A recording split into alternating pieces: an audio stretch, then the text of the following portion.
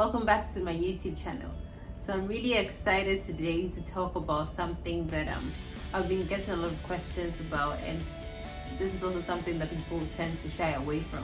You know, when you're in the OPD or in the clinic seeing a patient, they would come in with some sort of like headache, not feeling too good, and they'll pull you to the side and then ask you a question.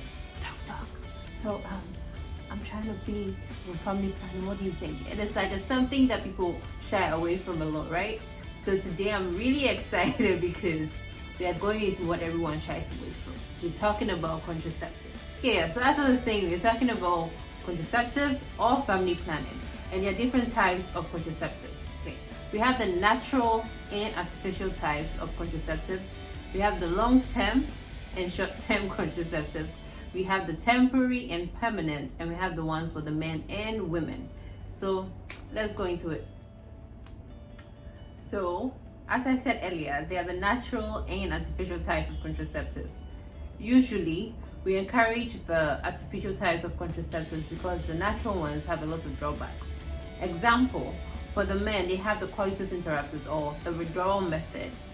And as someone I know famously says, you cannot jump out of a moving vehicle.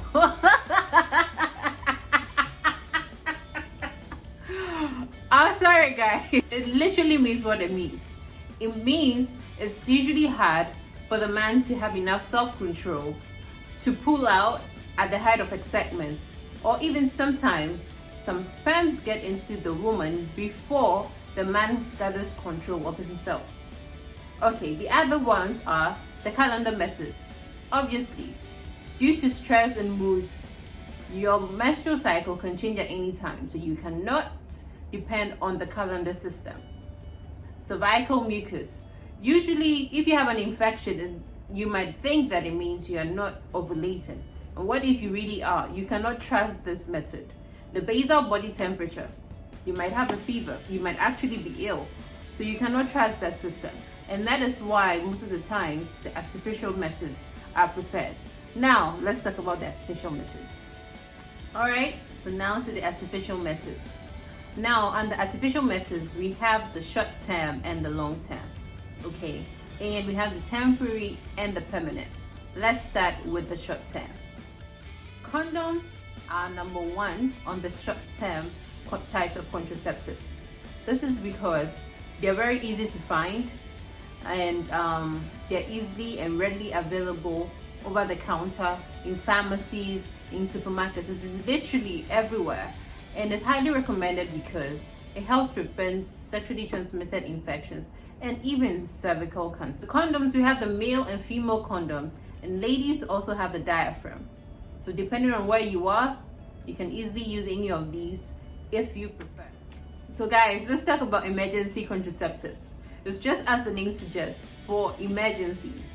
This means that you can take this pill when you've had unprotected sex and you're wearing on any type of contraceptives, and you have up to 72 hours. But remember, the longer you wait, the less effective this is.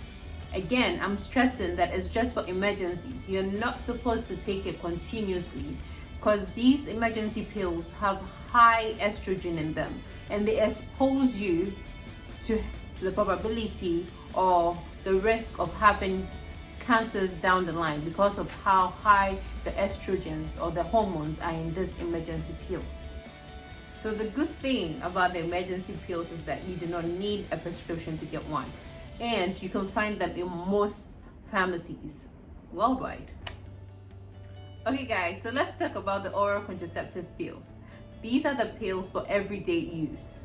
Remember, for this contraceptive to be effective, you need to be compliant. It needs to be taken every day. The different types of these pills, and they're also available over the counter. You do not need a prescription for any of it. So these are for my friends who do not like taking medications or pills. One, we have the injectable. The injectable lasts for 3 months, right after the shots. 2, we have the patch, which has to be changed weekly. And third, we have the ring, which has to be worn continuously for 3 weeks, and then you get 1 week off. So now let's talk about the long-term types of contraceptives. We have the implants. which can be fixed up to 3 years before taking it out. Secondly, we have the Iuds. Now, there are two types of Iuds. We have the progestin Iud that lasts for 5 years after insertion, and the copper Iud that lasts for 10 years after insertion.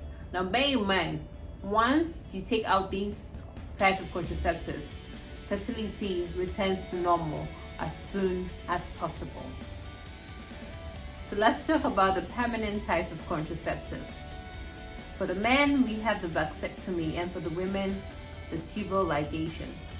These types are only recommended when you've achieved the suitable family size. Bear in mind that when we say permanent, we mean permanent. There is no going back once you've had a tubal ligation done or a vasectomy done. It cannot be undone. So guys, having said all this, the best form of contraception is abstinence. If you can't do that, then I hope that all of the things we've discussed helps you. If you have any comments, any questions, kindly put them in the comment section. Don't forget to like, share, and subscribe for more videos. Until next time, bye!